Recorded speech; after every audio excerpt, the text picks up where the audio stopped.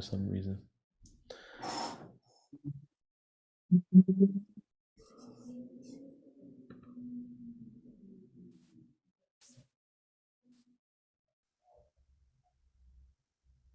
Okay.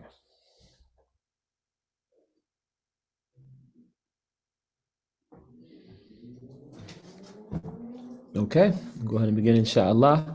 أعوذ بالله من الشيطان الرجيم بسم الله الرحمن الرحيم الحمد لله رب العالمين الرحمن الرحيم مالك يوم الدين إياك نعبد وإياك نستعين اهدنا الصراط المستقيم صراط الذين أنعمت عليهم غير المغضوب عليهم ولا الضالين آمين اللهم صل على سيدنا محمد الفاتح لما أغلق والخاتم لما سبق الناصر الحق بالحق والهادي إلى صراطك المستقيم وعلى آله حق قدره المقدار أشهد أن لا إله إلا الله وحده لا شريك له وأشهد أن محمدا عبده ورسوله اللهم صل على محمد النبي الأمي وأزواج أمهات المؤمنين وذرياته أهل البيت كما صليت على إبراهيم إنك حميد مجيد اللهم إني أسألك من كل خير سألك من محمد النبي صلى الله عليه وسلم وأعوذ بك من كل شر استعاذك من محمد النبي صلى الله عليه وسلم اللهم اغفر لنا ما قدمنا وما أخرنا وما أسررنا وما أعلنا وما أنت أعلم منا وما أنت أعلم ما منا ربنا آتنا في الدنيا حسنة وفي الآخرة حسنة وقنا عذاب النار اللهم إنا نعوذ بك من فتنة المحيا والممات ومن فتنة القبر ومن فتنة مسيح الدجال ومن عذاب النار وسوء المصير اللهم صل على سيدنا محمد النبي الأمي ورضي الله عن أصحاب رسول الله صلى الله عليه وسلم لا حول ولا قوة إلا بالله العلي العظيم لا حول ولا قوة إلا بالله العلي العظيم يا همة الشيخ احضرنا بهذا المحضر ولتعتفي بنظرة تأتي لنا بظفر أما بعد السلام عليكم. Welcome everyone to our weekly Maliki Fiqh class. I am Habibur-Rasul, Ustadh Habibur-Rasul, and everybody can hear me okay, right? Somebody let me know that my sound is okay. Sound is good. Okay, good. Sound is good, inshallah. Alhamdulillah. Alhamdulillah. Walaikum salam. Jazakumullah khair. Yeah, I'm in an office, so I can't yell at y'all like I normally project. But alhamdulillah, if y'all can hear me, then we're all good. Alhamdulillah. Inshallah ta'ala, we're going to begin the class, begin the book anew today. Alhamdulillah Rabbil Alameen. In our last session, we actually completed the book. And what we're going to do today is we're going to restart the lessons. We're actually not even going to get to the text itself today, but we're going to open the way I normally open. And then inshallah ta'ala, and then I'll let you know what we're going to do in the coming weeks, inshallah ta'ala. But we want to open, inshallah ta'ala, with a hadith. This is often referred to as the hadith of Jibreel alayhi salam, the angel Jibreel, the angel Gabriel alayhi salam. And it's a very famous hadith that inshallah ta'ala, hopefully everybody is familiar with or will become familiar with. And this is a hadith that is preserved in Sahih Muslim. It's also in the 40 hadith of Imam Nawawi, which is a collection of hadith that I encourage everybody to read. There are some books of hadith that it's a little bit it can be challenging to just pick up and read and understand and implement. You know, sometimes you'll find people who just read hadith but haven't really studied, and sometimes they'll take the hadith way out of context or they'll misapply the hadith and end up causing a problem.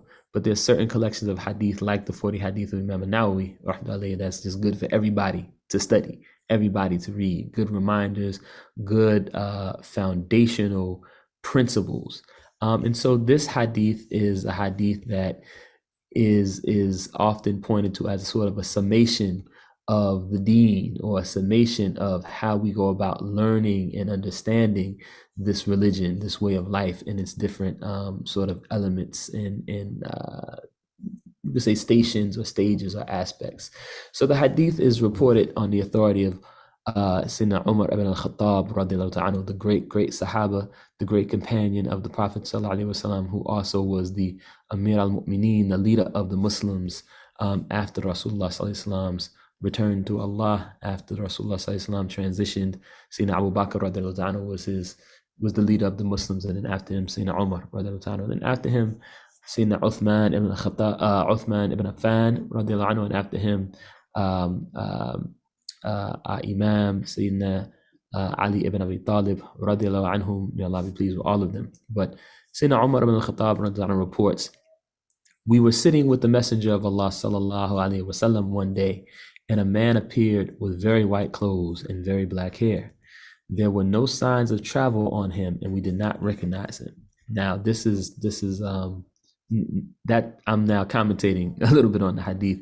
This was something that was conspicuous, something that was strange, something that caught the attention of the companions of the Prophet sallallahu alaihi wasallam, because generally speaking, if a person came from out of the desert traveling, they would have signs of travel, right? Their clothing would be, soiled, or at least they look a little bit dusty. So for his clothes to be the whitest of white and his hair to be the blackest of black, meaning there was no signs of either his clothing or his hair becoming, dirty from traveling in the desert, was something that was eye-catching, was not common. And also it was a person that the Sahaba were not familiar with. They hadn't seen this person before. So the hadith goes on. Sayyidina Umar radiallahu anhu goes on to report, this man, he sat in front of the Prophet sallallahu alaihi wasallam, rested his knees by his knees, meaning the man put his knees next to touching the knees of the Prophet Muhammad sallallahu alaihi wasallam, and he placed his hands on his thighs. So the man placed his hands on the Prophet sallallahu alaihi wasallam's thighs. So he was like all up in the Prophet Muhammad sallallahu alaihi wasallam's face, as we would say, right? In a way that, as we know, if you've read stories of the Sahabas, particularly Sayyidina Umar ibn al-Khattab radiallahu anhu, he was somebody who was concerned about security, we could say. He wasn't the type of person who would let anybody just, get too close to the Prophet sallallahu alaihi wasallam or treat the Prophet sallallahu alaihi wasallam in a disrespectful manner, right? He didn't mind, getting physical with someone that he thought posed a threat, you could say.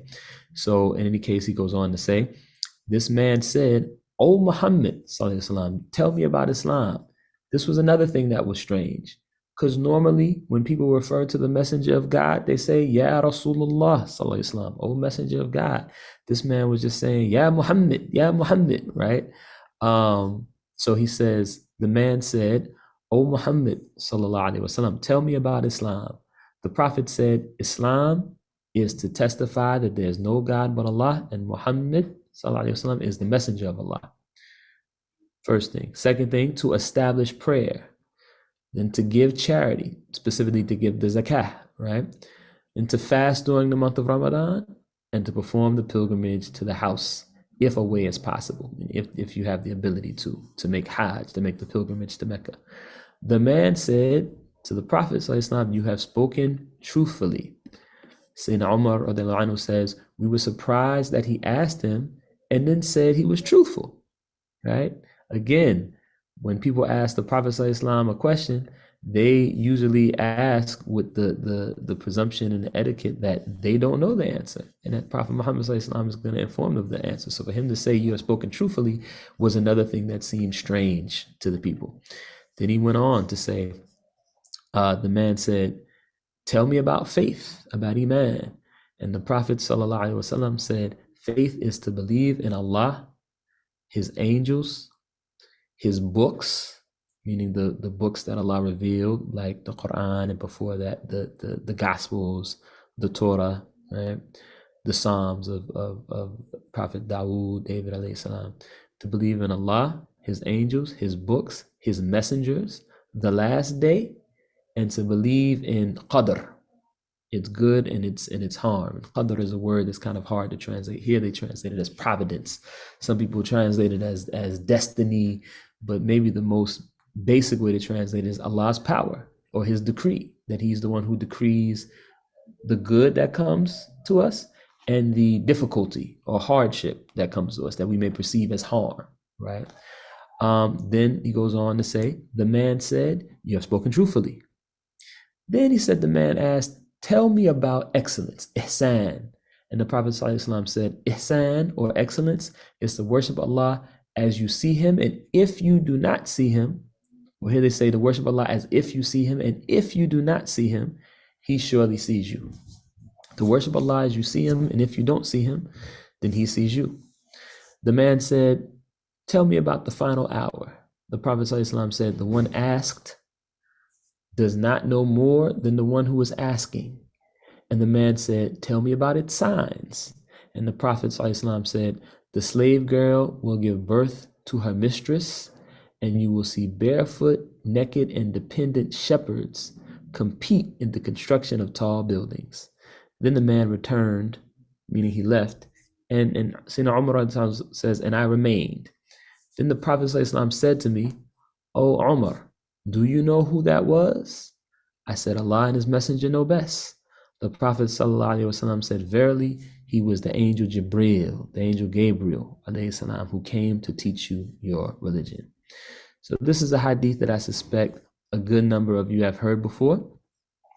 And in it, the Prophet ﷺ gives us this very clear account of these three levels or stations or aspects of our way of life of Islam.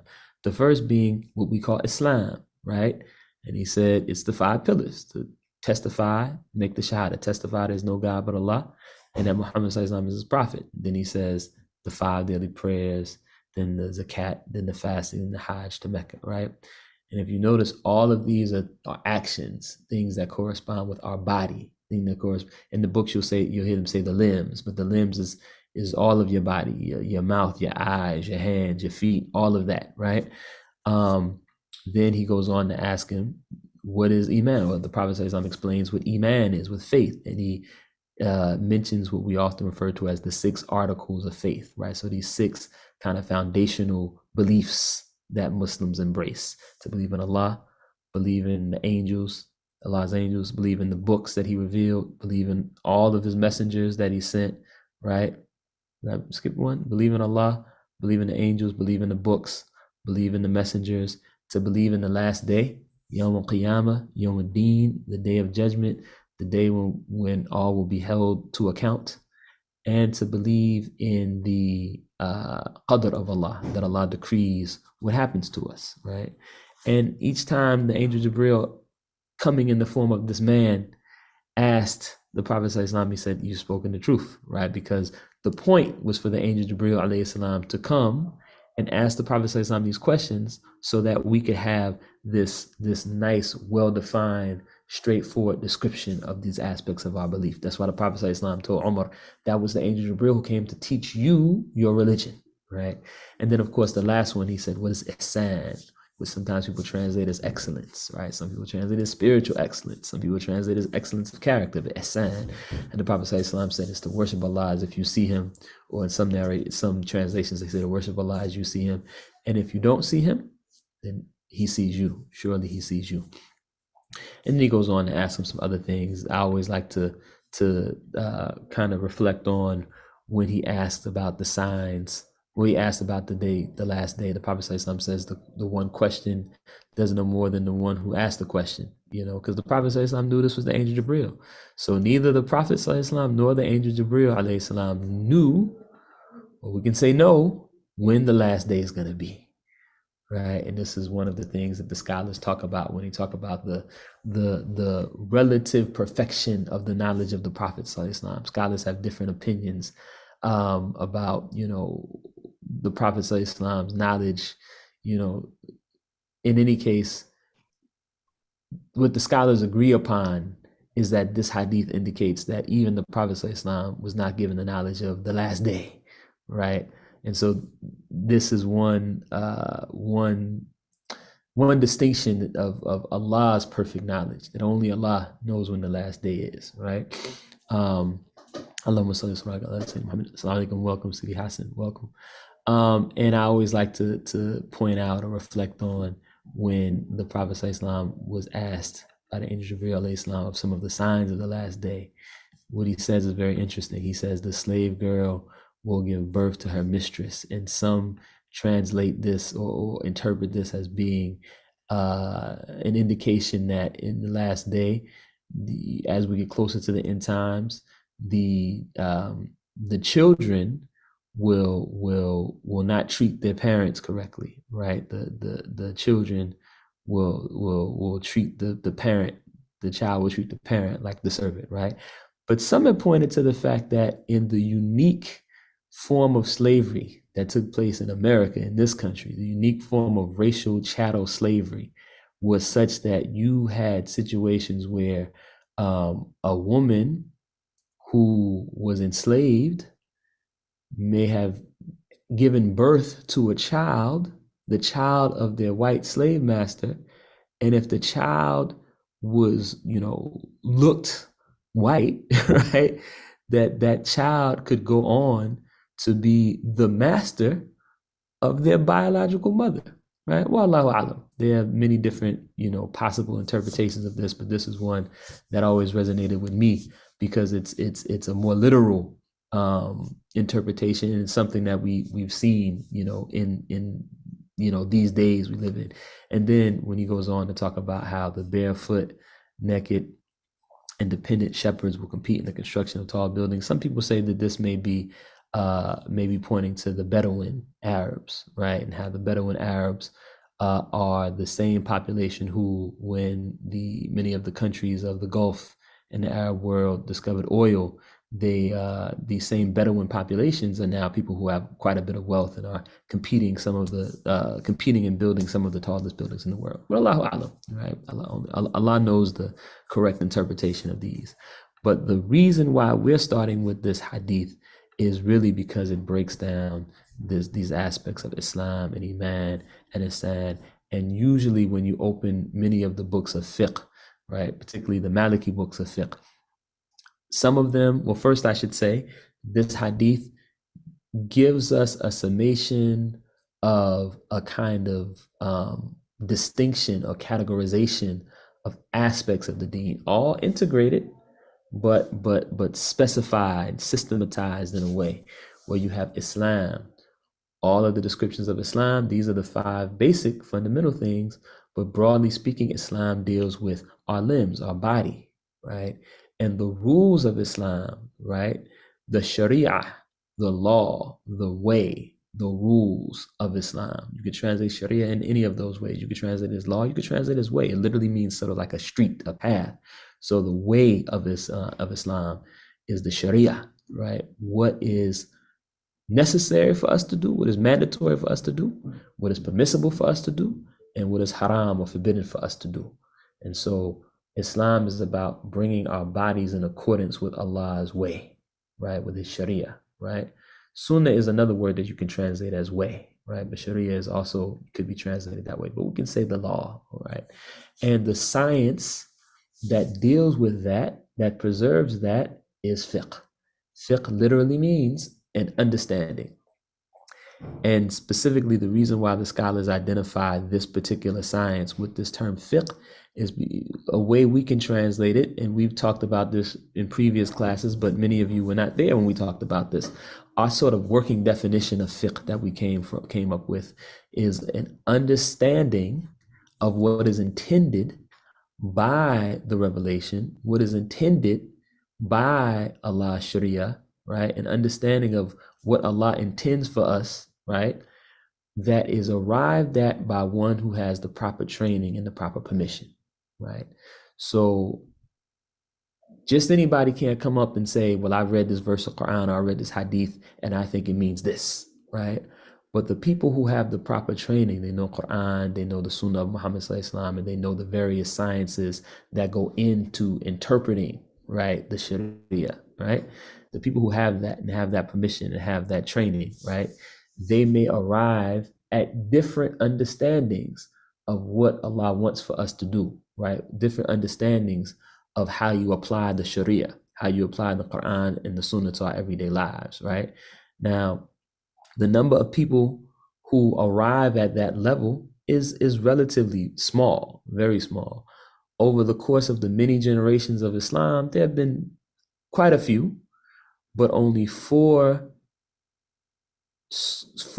scholarly approaches to Sharia, right? Four, sort of general approaches to this question of how do we properly understand what's intended by the Sharia have stood the test of time among what they call Ahlul Sunnah, the Sunni Muslims. And that's the school of thought or the way, the approach or the methodology is probably the best interpretation, best translation of the word madhab, the methodology of Imam Abu Hanifa, Imam Malik, Imam Shafi, and Imam Ahmed ibn Hanbal, rahmatullah alayhim, may Allah have mercy on all of them. Those are the four that have stood the test of time. And all the other schools of thought have sort of become subsumed more or less in one of those four, or kind of, hasn't really stood the test of time in the same way. Maybe because the scholars who arrived at different schools of thought or different approaches didn't have students to carry on the tradition. It's all just a decree of Allah, right? And the fifth that sometimes we'll point to as the Ja'fari school of thought, right? This is the approach associated with Imam Ja'far as-Sadiq, radiallahu anhu, right? Because he's a descendant of the Prophet ﷺ, some of the Muslims will even say alayhi salam, particularly the Shia. This is the school of thought that most of the Shia Muslims follow. And our teachers say that we count this as a valid school of thought, even if we have some differences of opinion with regard to certain important matters with some of the Shia scholars. We still accept this as a viable school of thought for those who feel that they want to follow it. But for the Ahlul Sunnah people, we generally stick with one of the four. And of course, the school of thought that we learned, that I studied, and that my teachers taught me in, and my teachers were experts in and chose to use to govern their lives, is the Maliki Madhab. So that's what we study here in this class. But sometimes we'll talk about the opinions of Imam Abu Hanifa, Imam Shafi, Imam Ahmed ibn Hanbal, and sometimes we'll even derive or the advice we give will be informed by these other opinions, right? And this is what we see from our teachers, right? There are some teachers, some practitioners of a madhab who are very staunch, like we just look at what the Maliki say, or we just look at what the Hanafi say, but our teachers weren't like that. They generally stuck with one madhab because they felt that you need to have a foundation, you need to have a basis, but depending on the situation, they may also take some advice or some insight, right, or some guidance from the wisdom of the followers of different madhabs as well. And of course, for people who maybe this is their first time hearing this introduction we give, this word madhab is a word that you should be familiar with, right? You study fiqh generally according to a madhab, right? And a madhab just means an approach, a school of thought. Sometimes people take madhab to be like, every madhab is this codified, dogmatic, rigid collection of rulings. This is what the Malikis do. This is what the Hanafis do. So you got the Maliki book of rulings and the Hanafi book of rulings, but it's not like that. The madhab is generally an approach, a school of thought, a methodology, right? This is how you have multiple scholars who may follow the same madhab but arrive at different rulings. Some Malikis say that the strongest opinion is to pray with your arms folded like this. Other Malikis say the strongest opinion is to pray with your arms to your side like this, right? Some Malikis say that you should pray with your hands folded over your heart like this. And all of it is acceptable. And they all have their different reasons why they arrive at these rulings. So even within one madhab, you can have different opinions, right? So, Allahumma salli wa sallim ala. So this subject of fiqh, which we are focused on in this class, is related to Islam, right? Of these three levels that the Prophet ﷺ asked about in this hadith and describes: Islam, Iman, and Ihsan. The second, Iman, deals with belief. The Prophet ﷺ said to believe in those six things, right? Allah, His angels, His books, all the messengers from Adam alayhi salam to the Prophet Muhammad sallallahu alaihi wasallam, and the scholars say the number is 124,000. Some of these messengers and prophets we know by name, some we do not, right? And actually there's even a difference in terms of the prophet versus a nabi. We talk about prophets versus a rasul, which is a messenger. Messengers have books that come with them. But in any case, you have 124,000 prophets. Many of them have been mentioned in the Quran.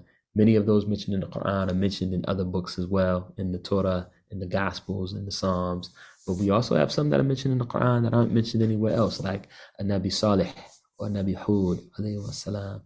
In any case, you have these things: belief in Allah, belief in the angels, belief in the books, belief in the messengers, belief in the last day, and belief in Allah's qadr, right? Allahumma salli wa sallim ala Sayyidina Muhammad. So this all deals with belief. This all deals with what you believe in your mind or in your heart. We'll say the traditional scholars, they used to talk about the heart more so than the mind, in the modern time, we talk about the mind and we think about the mind as being your brain, but the traditional perspective of the Muslim scholars and the scholars in the pre-modern world, the ancient world, was a little broader. Sort of the intangible, non-physical aspect of you, your consciousness, right? We call this your heart, right? And your aql, or your intellect, was sort of one aspect of that. But the intellect, the way the scholars describe the intellect, is your intellect is we could say your good sense, or your reason, or your like the intellect is what connects you to good character. Actually, the word aql comes from something that connects you, right? So is that right? Am I confusing my words? I think that's correct, inshallah ta'ala. But sometimes I make little mistakes in the Arabic. So if I find that I'm wrong, I'll come, because also the word aqidah also has to do with something that ties you to something. So I hope I'm not confusing those two. But in any case, the aql is what kind of ties you to good behavior, right? So some of the scholars have pointed out, for instance, that the Quran doesn't talk about the aql as a thing that has its own reality, but rather aql means to turn, and the thing that turns is your heart. In any case, I don't want to get too deep into that, but iman deals with your belief, right? What you believe, what you believe, or perhaps even have certainty about, right, regarding the existence of Allah and what's revealed in His book. And then the third thing is the ihsan, right? And part of the way we can describe ihsan is how your attitude, or the level of your the purity of your intention, the level of your sincerity, and how much care you give generally to your practice of Islam, right, and your belief. And so the science, or the body of knowledge that connects to iman, is what they call aqidah, or sometimes they'll call it iman, or sometimes they'll call it tawheed. But these are all different terms for the science of belief. And the term for the science of ihsan, traditionally the scholars they might call it ihsan. They might also say tazkiyat an-nafs, which means the purification of the heart. But the term that is most common is, they'll say tasawwuf, right? Which people sometimes translate now in English, they'll say Sufism, right? But tasawwuf, which Sheikh Ibrahim radiallahu anhu, our grand sheikh, for those of us who follow the Tijani path, Sheikh Ibrahim talked about the fact that there are many different descriptions or opinions about where this word tasawwuf comes from, but the most correct is that it comes from safa, like purity, purification. So tasawwuf means like purification, spiritual purification. And so these are the sciences, right, that form sort of the foundation of how we learn and implement our Islamic practices. Of course, there's other sciences. There's the science of Arabic, there's the science of tafsir, there's the science of hadith, there's other very important fundamental sciences, but these three laid out in this hadith are three that sort of make up kind of the beginning, I don't want to say beginning, but kind of the fundamental practice of seeking Islamic education, if you will. And so many of the Maliki books, they'll have a section on aqidah, or belief, to start with, and then they'll have a section on fiqh, and then they'll have a section on tasawwuf. You'll see this in books like the Risala of Ibn Abi Zayd, or Murshid al-Mu'in, which sometimes people refer to it as Ibn Ashur, because the author was Ibn Ashur, or Siraj al-Salik. Many of these books, they have this kind of format, right? And then you have some books that just cover fiqh, right? But we want to make sure we have an understanding of what these three sciences are about. And the way that my teachers taught me is it's all integrated. So even in the fiqh class, you're going to get some aqidah, you're going to get some tasawwuf, right? I'm gonna open the floor for questions shortly. I was gonna say, before we move on, do we have any questions? But I want to get to the end of my sort of introductory comments, and then we can take all the questions together, inshallah. So if you have a question about any of what we've discussed so far, please jot it down, inshallah, so we can come back to it. Allahumma salli wa sallim ala Muhammad. The other thing that I want to mention is that what we are going to do. Well, first, let me say this, and I've said it many times, but for the barakah, I'm going to say it again, because we're restarting the book. But we are going to I see somebody. This is a question. Alhamdulillah. So, Allahumma salli ala Sayyidina Muhammad. What we're teaching from, what I'm teaching from, is a text. It's a text that's a collection of rulings that my teacher, Sheikh Amin Abdul Awal, may Allah preserve him, studied with his teacher, Dr. Suleiman Dunya, who was a illustrious, renowned, great sheikh scholar from Al-Azhar University. He was Egyptian. He was the head of the departments of theology and philosophy at Al-Azhar University. He was an expert on Imam al-Ghazali, and he was also a scholar of fiqh, one of the highest authorities of his time at Azhar on fiqh according to the Maliki Madhab. And he came to America, specifically to New York, and he spent some time in New Jersey as well, in Jersey City, during the 1970s, I guess really starting in the very late 60s and into the 1970s. And he just had a lot of love for Muslims and a lot of love for the working class, mostly Black Muslim community that he encountered in New York City and in Jersey City, and made a lot of sacrifices to serve that community and empower that community. He was someone who really, from his actions, you can tell he felt that he wanted to educate Muslims in America, African American Muslims, working class Muslims, in a way where they could lead themselves and not feel that they were obligated to follow a leader or a teacher from somewhere else, whether they be Arab or South Asian or anything else, right? He also, in his private conversations with Sheikh Amin, with my teacher, he would indicate to him that he should look to West Africa for his spiritual guidance. He used to tell him, you should go to the Hijaz, to Saudi Arabia, essentially, for your lugha, for your language. You should go to Egypt to learn your fiqh, which he was getting through Dr. Suleiman Dunya, the Egyptian Azari, but he said you should go to Africa for your spirituality. And sure enough, when the time came, Dr. Dunya suggested that Sheikh Amin go and build a relationship with the Tijani community in New York City. And so this is the lineage of our knowledge. The book that we are studying from, or rather that Dr. Dunya was teaching from, was a book called Shar as-Saghir. Shar as-Saghir. Shar as-Saghir means the little or the detailed explanation, or the diminutive, I think is the word they use, but the little explanation, Shar as-Saghir, the small explanation. And this is Sheikh Dardir's commentary on his own book of fiqh called Aqrab al-Masalik. He has another book called Shar al-Kabir, the big explanation, and I believe that is a commentary on the book, the Mukhtasar of Khalil, if I'm not mistaken, which is kind of like the high-level Maliki Fiqh book. They say once you've studied Khalil, it's kind of like, now you can, now you've studied the text that you need to study. After that, you're studying like collections of hadith and rulings from the early time of Imam Malik even, rahmatullahi alayhi. But in any case, the book Shara Saghir is a book that's used on the university level and even the graduate student level at Azhar University for the Maliki Madhab. So it's a real serious,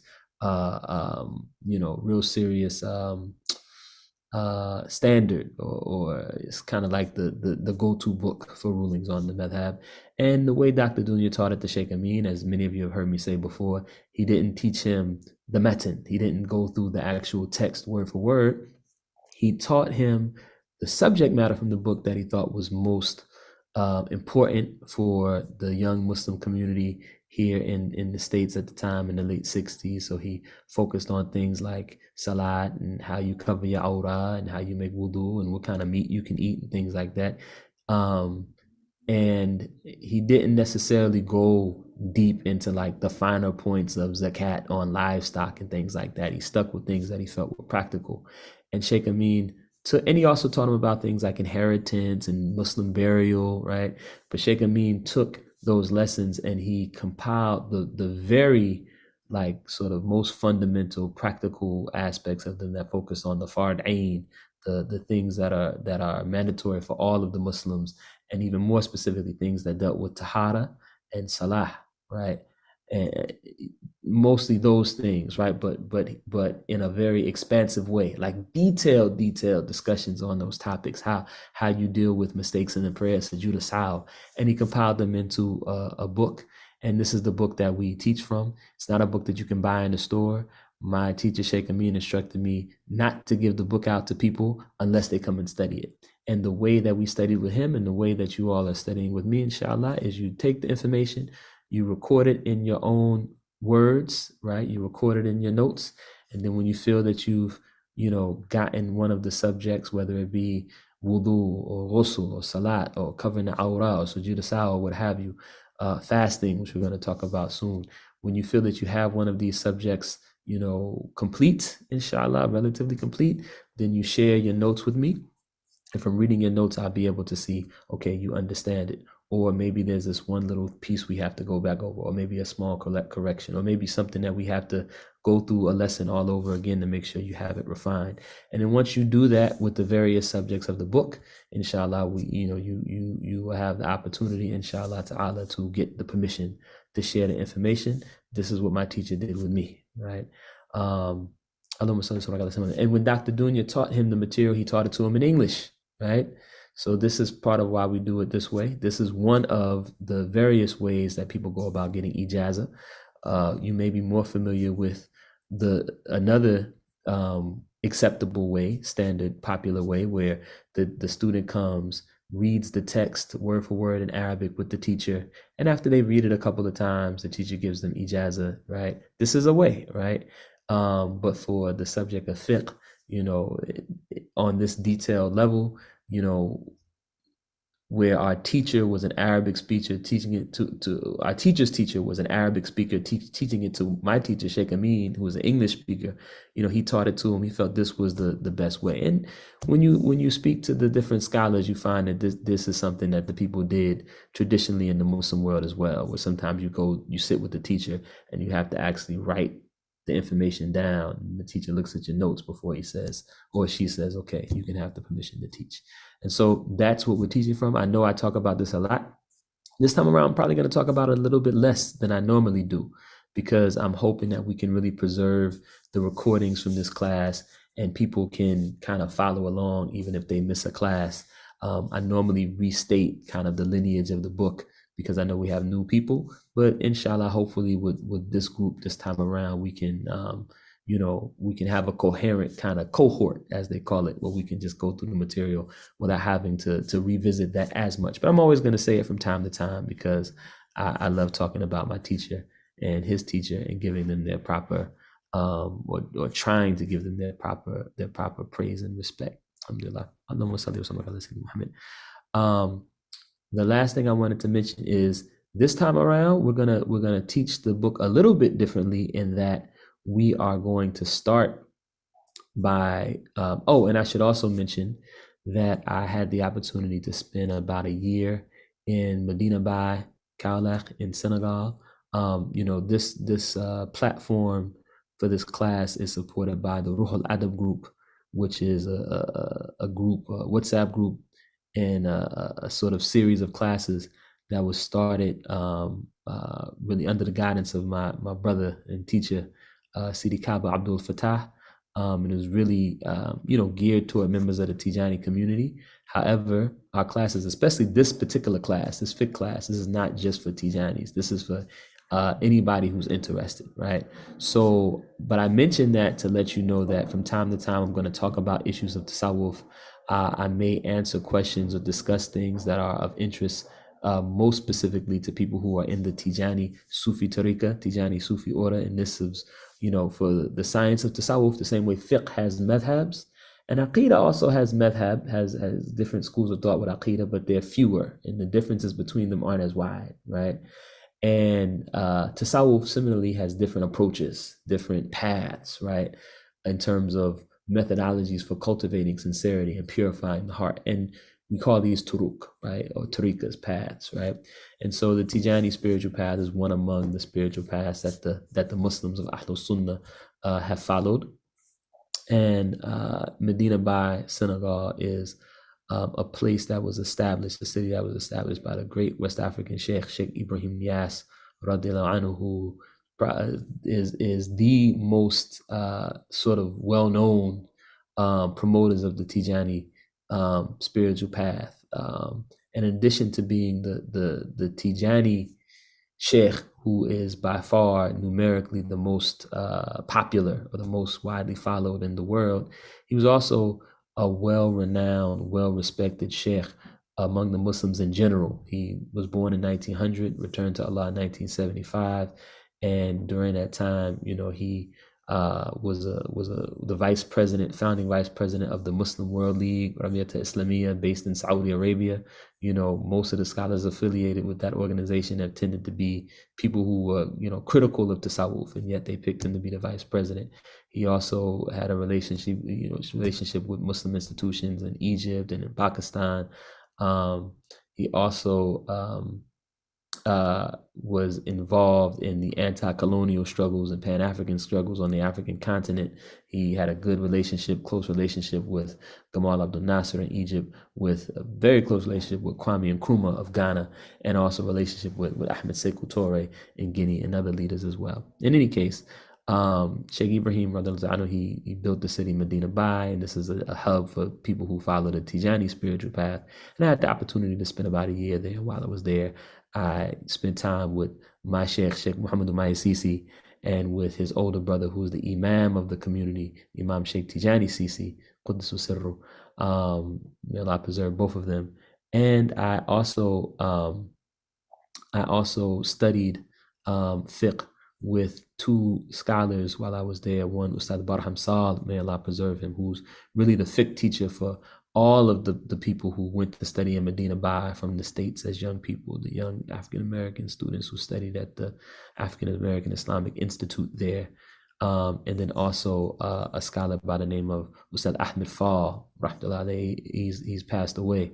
But a beautiful, beautiful man and a brilliant scholar who I didn't get a chance to benefit from nearly as much as I wished because of time and because of, my limitations of where I'm at with Arabic and scholarship, but I benefited from studying with him as well. So you'll hear me not only reference what I learned from Sheikh Amin in this class, but also you may hear me reference what I learned from Sheikh Mahi, or what I learned from Imam Sheikh Tijani, or what I learned from studying with Ustadh Habibur-Rasul or Ustadh Ahmed Fall and what have you. And so that's all I'll say about those things. For those of you who have heard this for the umpteenth time, alhamdulillah, you heard it again. And for those who haven't heard it, alhamdulillah, I think it's important to talk about it. I may also go into a little bit more detail next class about Ustad, who Sheikh Ahmed Dardir radiallahu anhu was, if we have time and if people are interested. But I've discussed it before, so maybe I won't. Maybe I'll just upload a bio of the Sheikh who wrote the book that our information is taken from. And the last thing I'll say is just to give you a sense of what we're going to be doing for the next couple of weeks. So because many people have been asking me to give some discussion or some lessons in the subject of Aqidah, of belief, and because this is something that is generally done in the books and in the classes of fiqh, right? Particularly in the Maliki method, it's common for you to learn your Aqidah, learn your belief within the context of the fiqh class or the fiqh book. I am going to read and inshallah teach, from a book called Aqidah Sharnubiyah, right? It is a primer, a basic book of Aqidah. It's about 29 lines long. It's a poem.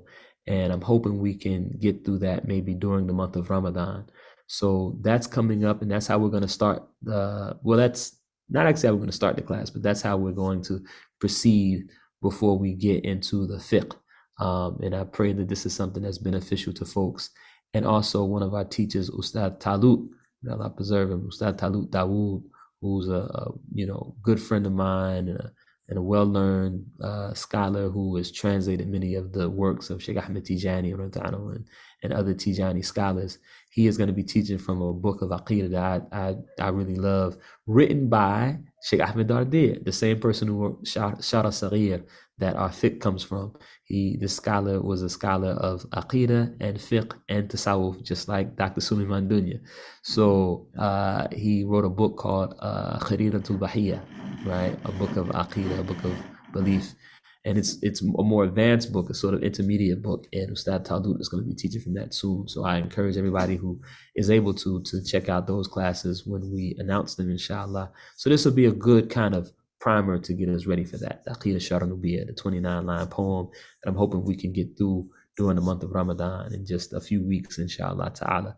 But before that, leading up to Ramadan, in the next 3 or so weeks we have before Ramadan starts, we're going to be reviewing the rules of fasting, and I'm going to be teaching from a book called Ashmawiya, which is an introductory book of fiqh that I was able to study with Ustadh Habibur-Rasul when I was in Senegal and Medina Bay.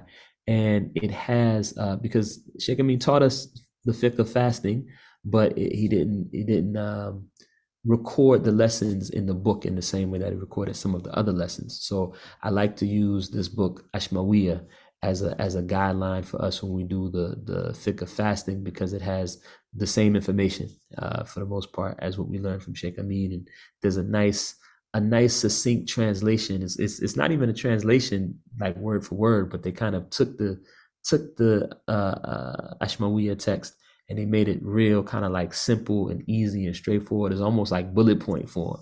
So we're gonna share that with the group. I'll put it in the WhatsApp group and I'll put it in the Zoom chat next class. It's very easy to find. You can get a free PDF of it, and it's called Ashmawiya, and we're gonna be using that for the next 3 weeks to review the fiqh of fasting.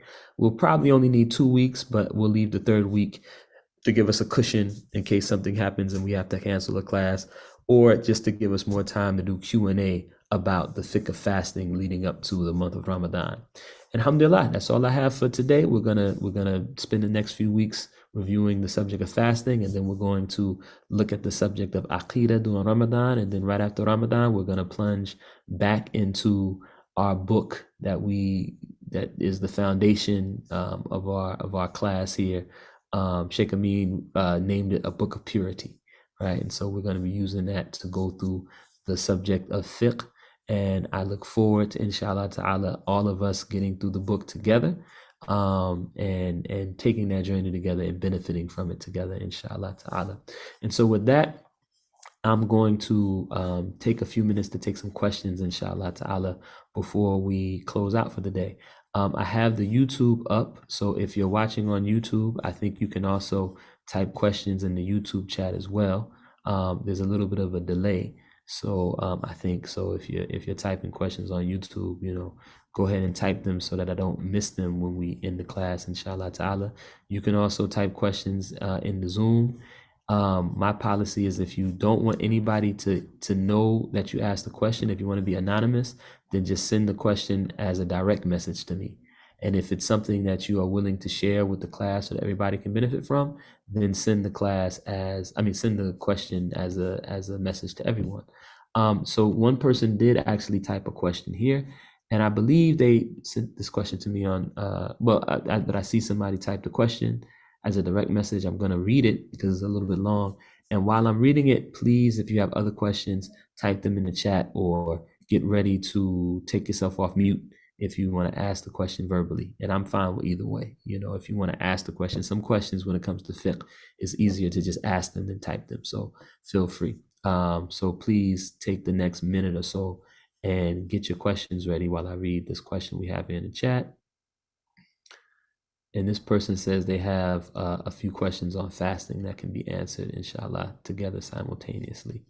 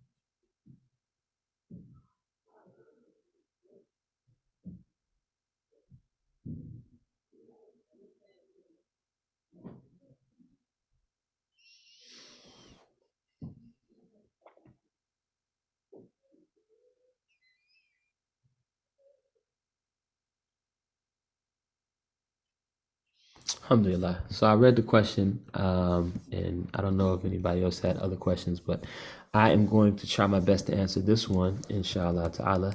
And Sidi Hassan, are you there?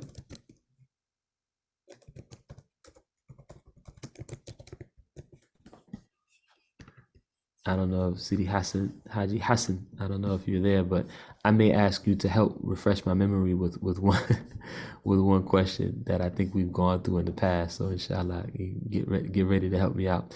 Allahumma salli wa sallim ala Sayyidina Muhammad. So this person had several questions regarding the fiqh of fasting. Allahumma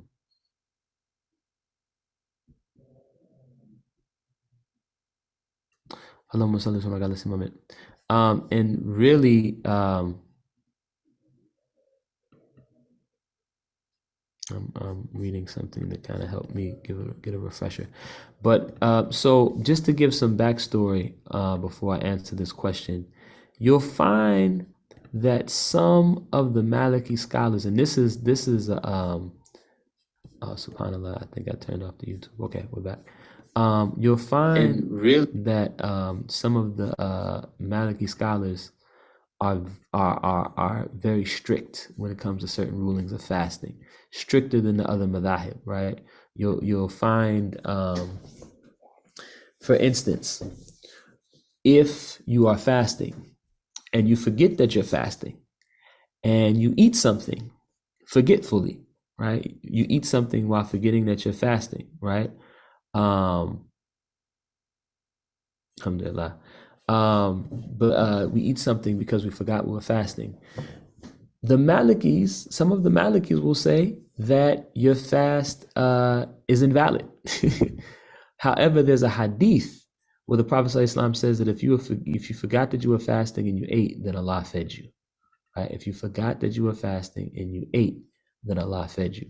Right? So most of the scholars interpret this as meaning if you eat out of forgetfulness, it doesn't break your fast. And generally, as a general principle, we're taught that Allah subhanahu wa ta'ala does not punish people for what we do forgetfully, what we do out of forgetfulness, what we do out of ignorance, not ignorance meaning we just didn't take the time to study, but we didn't have the ability to know. Let's say you stepped in something and there's some najis on your shoe, but you have no idea, right? You're not held accountable for that. Also, what you forget, you're not held accountable for. Also, what you are forced to do. Somebody puts a gun to your head, may Allah protect us from this, or puts a gun to someone's head. Let me not even use that kind of jarring, triggering language. But if someone put a gun to someone's head and said, they had to do this thing, they had to eat pork or something like that, that person would not be held accountable for eating it if they did it to preserve their life, right? So you're not held accountable for things that you forget. But some of the Malikis, they say if you forgot and you ate, then it's not a sin because you're not held accountable for what you did out of forgetfulness, but you have to remake that day, right? So I asked Imam Sheikh Tijani, he was one of the biggest scholars of Islam in the world, big Maliki scholar and big muhaddith, right? Scholar of hadith. And this answer that he gave me was a lesson in Islam, Iman, and Ihsan.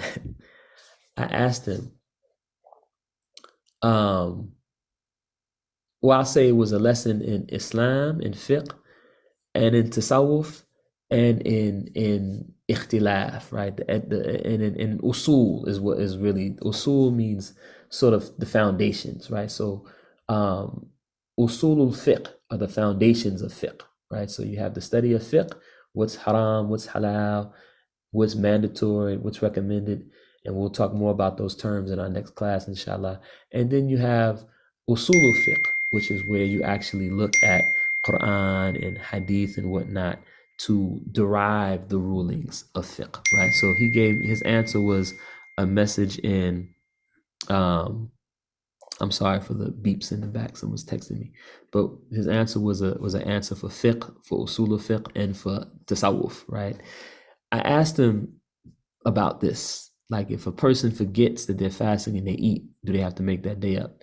And he said to me, I think the Malikis will tell you have to make that day up. But the Prophet ﷺ says that if you forgot and ate, then Allah fed you. so you don't have to make it up. He said, I think the Malikis say you have to make it up, but the Prophet ﷺ said if you forgot and ate, that means Allah fed you, so you don't have to make it up. This was a lesson in fiqh because he basically told me the answer is you don't have to make that day up, right? This was also a lesson in usul because what he was teaching me is that even though we follow the Maliki madhab, he's Maliki, right? Probably one of the most famous Maliki scholars in the world right now as the Imam of Medina Bay, right? But Sheikh Ibn, and I asked him, I said, is it true, Sheikh, to Imam Sheikh Tijani? I said, is it true, Sheikh, that Sheikh Ibrahim radiallahu said, we follow Imam Malik, but we're not slaves to Imam Malik? He said, yes. So this is our approach. Some of the Malikis aren't like this. Some of the Malikis are very staunch on what they call a mashhur opinion. What's the most popular opinion that the Malikis follow? That's what we're going to follow. And that's a valid way. We don't disparage the people who follow that way. Alhamdulillah, that's acceptable. But what our teachers, and this is something I notice about Imam Sheikh Tijani, Sheikh Mahi, Sheikh Hassan Sisi, who I had the chance to know for just a couple of years before he returned to Allah, and have gotten to know even more from talking to the many people here in the U.S. who knew him and loved him and learned from him, right? This is what I find from them. This is what I find in reading about Sheikh Ibrahim, Sheikh Ibrahim, yes. This is also what I find in Dr. Suleiman Dunya, rahmatullahi alayhi, and in his student, my teacher, Sheikh Amin. They all followed an approach that wasn't, okay, what's the most popular opinion among the Malikis? That's what we're going to follow. No, their opinion was that you have to follow the strongest opinion, right? The strongest opinion that you can arrive at following the Maliki methodology, right? That may not be the opinion that is most popular among the Malikis. And a great example is the praying with the arms folded. Sheikh Ibrahim prayed with his arm folded. Dr. Suleiman Dunya also prayed with his arms folded. In certain parts of the world, they usually say that the Malikis, the most popular opinion of the Malikis is that you pray with your arms to your side, right? But the Malikis who pray with their arms folded, they say that praying with your arms folded is the stronger opinion, right? Based on the dalil, based on the evidence. Praying with your arms to the side is an accepted opinion.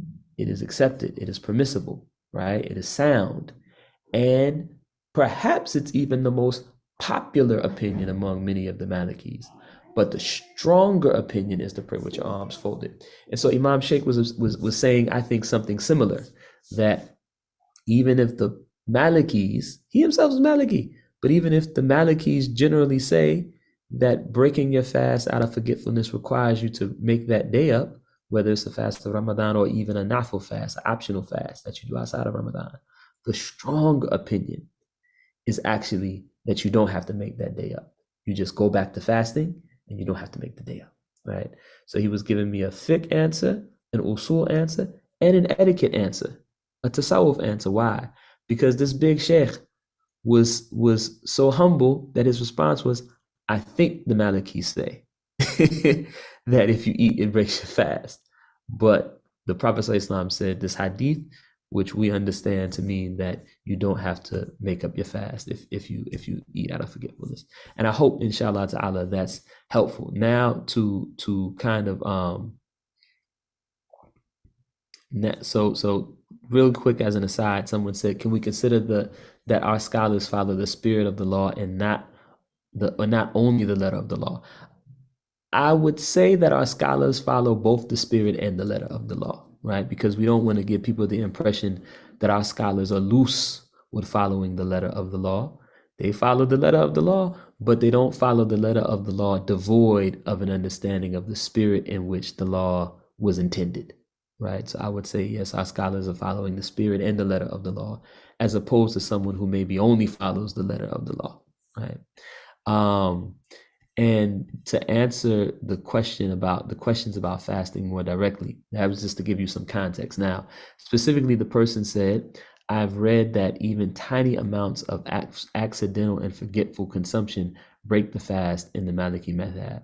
In general, it seems impossible to rinse the mouth or clean the nose with water or even wash the face without at least trace amounts of water being absorbed in the mouth or dropping into the eyes. or being breathed into the nose? What is the best way to handle this? So first of all, don't be obsessive. And this is something that I had to spend many years with Sheikh Amin to learn, right? But push yourself not to be obsessive. If you put water in your mouth and you spit it out to make wudu, it does not break your fast. If you brush your teeth and then you spit out the water in the toothpaste, it does not break your fast. If you swallow it, this is considered to be something that breaks your fast. Even if it was accidental, it's still considered breaking your fast because it's not the same as forgetting. If you forget that you're fasting and you eat something, it doesn't break the fast. But if you're doing something like brushing your teeth or washing your mouth after wudu, this isn't an act of forgetfulness. But if you don't take proper care and precaution to make sure you don't swallow the water, then it won't break your fast, right? Then it does break your fast. So you have to take care not to swallow it. The microscopic, negligible amount that may be absorbed in your mouth or may find its way down your throat even after you take the care to spit the water out, that doesn't break the fast. That almost doesn't exist, right? Allah subhanahu wa ta'ala does not require that level of perfection of us that's unattainable, right?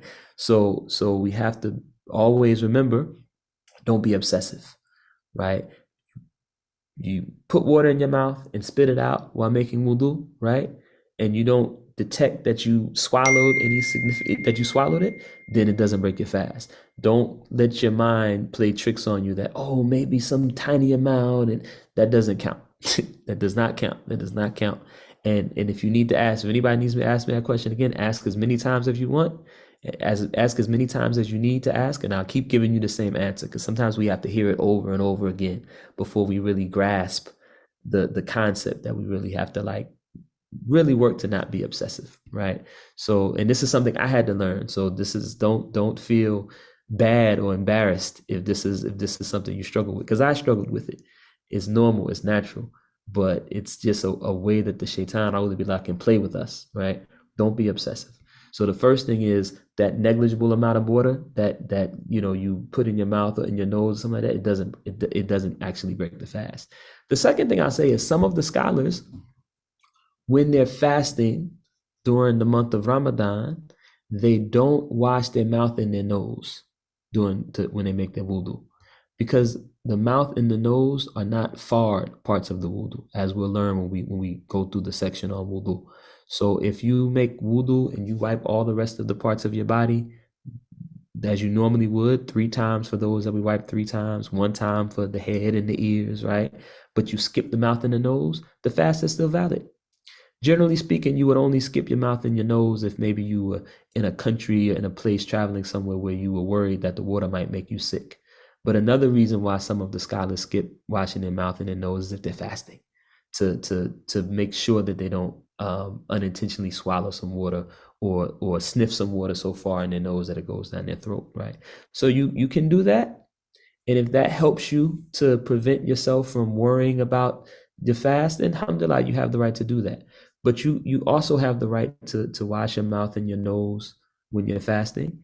And as long as you spit out what it's possible to spit out and blow out of your nose what is possible to blow out, then your fast is fine. Your fast is intact. But if you know that you swallowed some, right? Not a negligible amount that you couldn't detect, but no, I know that I just swallowed something by accident. Then you continue to keep the fast for that day out of etiquette, but you're going to have to make the fast up once Ramadan is over. And we'll go into more detail with that. I'm looking at the time. I just realized we're actually over our time. So I'm going to just try to quickly finish answering this question. And then if we need to go into any more detail or answer any more questions, we will probably wait till next week to do that, inshallah ta'ala.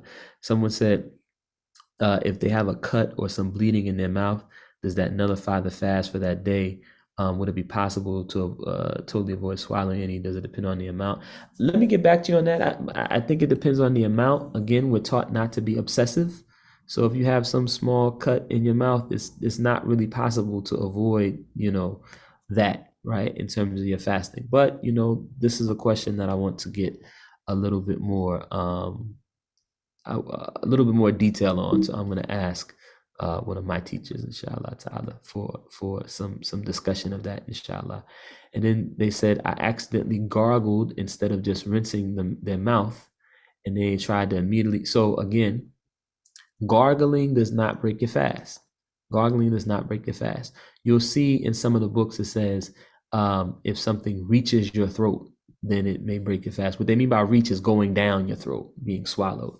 So you can gargle, doesn't break your fast. If you choose to not gargle, you know, like we said, similar to brushing your teeth, right? If you choose to not do it because you're worried that it might break your fast, then, alhamdulillah, you don't have to do it.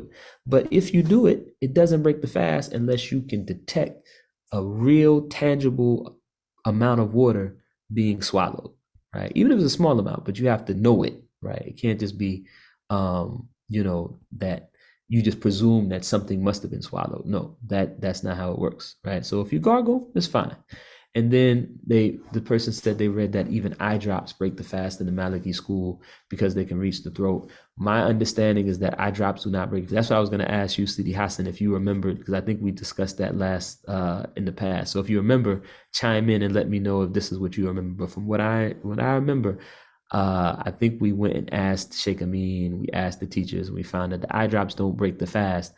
It only would break the fast if you detected that something went in your eye and down the throat, because the eye, the ear, the nose, the throat, they're all connected. So it is possible for some eye drops or some nose drops or something like that, what they call an inhaler, to go through the throat, right? The inhaler is different, but it's possible for like that stuff to go through the throat. But if you put eye drops in your eye, but you don't detect that any went into your throat, it doesn't break the fast. That's what I remember from that. It does not break the fast. And I'll double check that for you as well. But again, my sense, my understanding is that it doesn't break the fast. And again, some of the Maliki scholars were they took a lot of extra care, but we want to be careful. We want to put that in context. We want to be careful not to become obsessive and not to put more on us than we can bear. For instance, the person asking the question said they have to wear contacts. So if you have to put, some eye drops in your eye to be able to make it through the day, unless you can detect the eye drops going through your throat, it's not going to break your fast, right? And the scholars of the other madhahib, like the Hanafi madhab, the Shafi madhab, they say the eye drops don't break the fast, right? So even in that sense, this would be a one of the occasions where we can take a rukhs, we can take a license or an exception by following one of the other schools of thought out of necessity. So, again, I would say no, you don't have to worry about eye drops breaking your fast. You certainly don't, according to the fact that there are other madhabs that give you the allowance. And I even think the Maliki answer, from our teachers would be that it does not break the fast, from what I remember from asking this question in the past. And Sidi Hassan, Brother Nick, if any of y'all who have taken this information from Sheikh Amin or myself before, if you remember that, you can chime in and give us confirmation. Alhamdulillah, Sidi Hassan, thank you. Sidi Hassan, he confirmed that the answer that we got when we asked this question of Sheikh Amin in the past is that no, the eye drops do not break the fast, so you can use eye drops. And then the last question, I think they said, I've seen different Maliki opinions regarding swallowing. Things like when you burp, when you have a little bit of acid reflux, does it break your fast if you swallow it? If it's a significant amount, like to where you'd say you threw up, then you can't swallow it. You have to spit it out or break the fast. But if it's a negligible amount, so negligible, like sometimes you'll burp and you feel a little something and it's such a small amount that you almost can't help but swallow it back, that does not break the fast. That does not break the fast. And yeah, alhamdulillah, I think that was all of those questions that person said. And someone said, no, not good for young listeners to hear.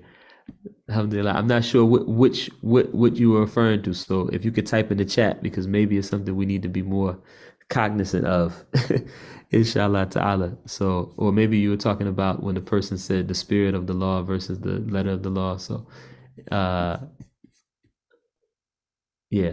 But in terms of acid reflux, no, it doesn't break the fast unless you have a large amount that comes out that's like you threw up, then you can't swallow that, right?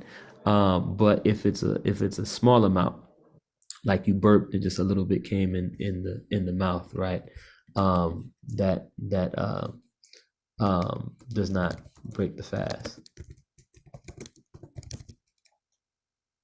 Oh, someone said referring to lessening the steps of wudu. Yeah. So, different scholars had different have different opinions when it comes to how we treat the wudu um during fasting, right? At one time in my life when I was fasting, when I was taking this information from Sheikh Amin, I didn't wash my mouth and my nose, right? But now I usually do wash my mouth and my nose. So, what I would say for the young person is you have to listen to your parents. Right? You have to listen to your parents, if your parent, is telling you you should make your wudu when you fast, you should take that advice and make sure you take care not to swallow any water, or inhale the water so that it goes down your throat when you fast, right? But if you say, mom, dad, I keep swallowing the water by mistake, then your parent, you know what I'm saying, has the right to give you that allowance, right? But both are permissible, right? To wash your mouth and your nose and your wudu when you fast, you can do that, or to avoid it, this is permissible too. When it's done to avoid the possibility of swallowing, right? And alhamdulillah, the parent knows the child, right? This is why when the people of fiqh are asked questions, they want to know who's asking the question, what's the context, right? Because we don't want the fiqh answer to become an excuse for somebody to not fulfill something that's more important, like listening to your parents, particularly in the case of the child, right? Alhamdulillah. Now, if the child is grown, that's a little bit different. And someone said, in my case, can I skip the mouth and nose for now just to avoid the waswas, the whisper? Yes, you can skip the mouth and the nose. And the last question, someone said, when do you make intentions for fasting the next day? What's the best time? So in the Maliki madhab, our understanding is that you do not have to make an intention before each day of fasting when you fast many days back to back. So when Ramadan starts, the night before you fast, when you hear that tomorrow is the first day of Ramadan, and you're gonna fast, you make the intention to fast for the whole month of Ramadan that night, and then you don't have to make any more specific intention, right? I don't know if there's any madhab that says anything different. The question, the way it's posed usually is, do you have to make a new intention every night before you fast? And the answer is you don't. You only make the intention once before you commence the fasting for Ramadan, or any fasting where you're fasting every day back to back. Now, if you stop, you have to make the intention again, right? And the intention doesn't have to be anything that you verbally say. It's just you making the intention in your heart that I know tomorrow I'm going to fast. You don't wake up in the morning, right? And you wake up at 10 o'clock, sun is up, and you're like, oh, I think I'm going to fast today. No, that's not how it works. You have to make the intention the night before, right? But once you make the intention, that one intention is good for all the fasting that you do in successive days. So you don't have to make it every night. You just make it one time before your 30 days of fasting for Ramadan, or your 6 days of Shawwal, which we'll talk about. It's a good sunnah to fast for 6 days in the month after Ramadan. And if you choose to do that back to back to back, you can make one intention for all 6 of those days. And we're going to have to stop there. I know I went a little bit over. I'm sorry, but that was a really deep, good question, and maybe that'll limit some of the questions that we have when we actually get into the subject of fasting, inshallah ta'ala, next week. But we'll go ahead and close out. A'udhu billahi minash shaitanir rajim. Bismillahir rahmanir rahim. Wal 'asr. Innal insana lafi khusr illa alladhina amanu wa 'amilus salihati wa tawasaw bil haqqi wa tawasaw bis sabr. Allahumma salli ala sayyidina Muhammadin al-fatih lima ughliq wal khatim lima sabaqa nasrul haqq wal haqq wal hadi ila siratikal mustaqim wa ala alihi haqqa qadrihi min al-'azim. Rabbana atina fid dunya hasanatan wa fil akhirati hasanatan wa qina adhaban nar. Subhana rabbika rabbil 'izzati amma yasifun. Wassalamun ala al-mursalin walhamdulillahi rabbil alamin. Jazakumullah khair. Thank you, everyone. Look forward to seeing you next week.